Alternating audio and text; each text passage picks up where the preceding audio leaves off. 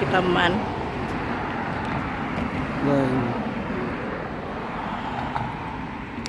Lumabas kami ngayong hapon para maglakad-lakad. Magandang panahon ngayon. O sige, punta na tayo doon. Ay, nagbike nga ubing.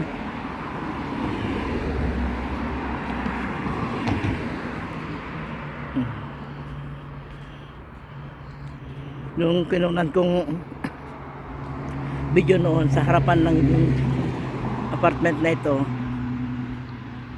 din Village at Hampton.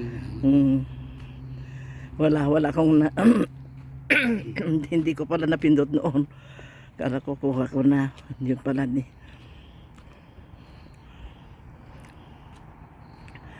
Ang apartment na to, may bakery doon sa baba.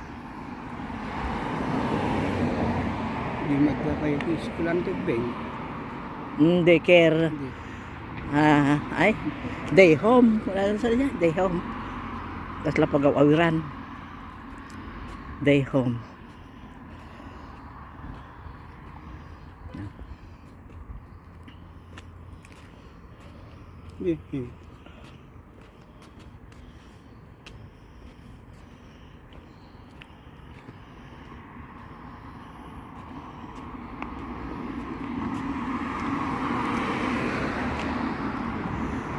Marami nang magsiuwian na trabahador.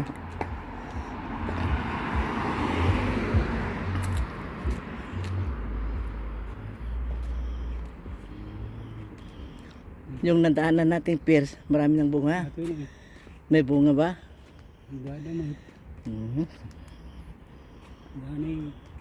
Parang ito na yung ano na. Mas maganda kung bata pa yung puno, malalaki ang bunga, pero kung ganyan na, maliliit na.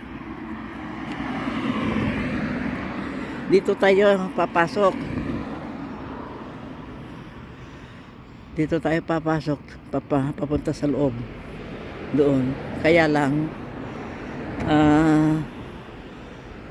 masabat at init. Sige ta.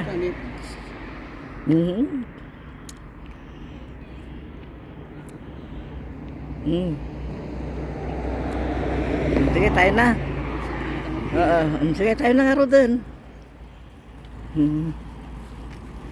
Di tabi na nata. Ayan.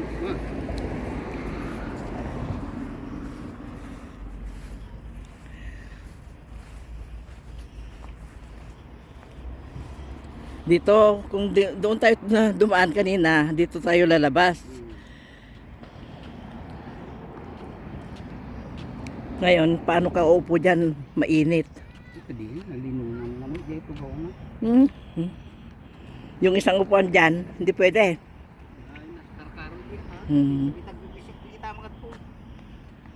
Dito na ako sa tabi.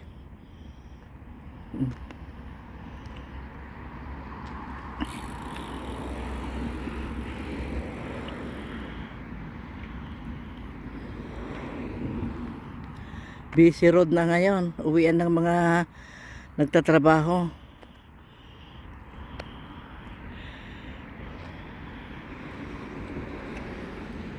Kung doon tayo saan na dumaan kanina, dito tayo lalabas.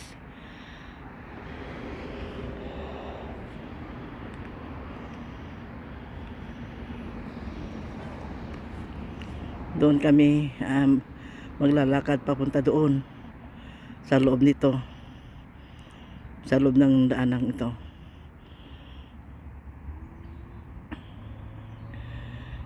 Noong isang linggo, sa banda roon kami pumunta.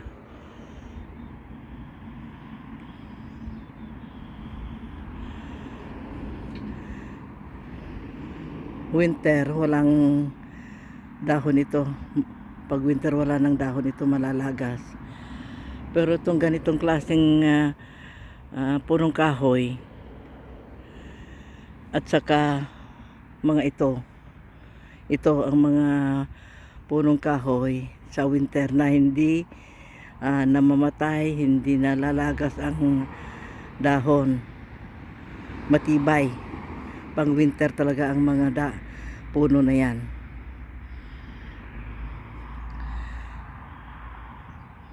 Yan, mga puno na yan.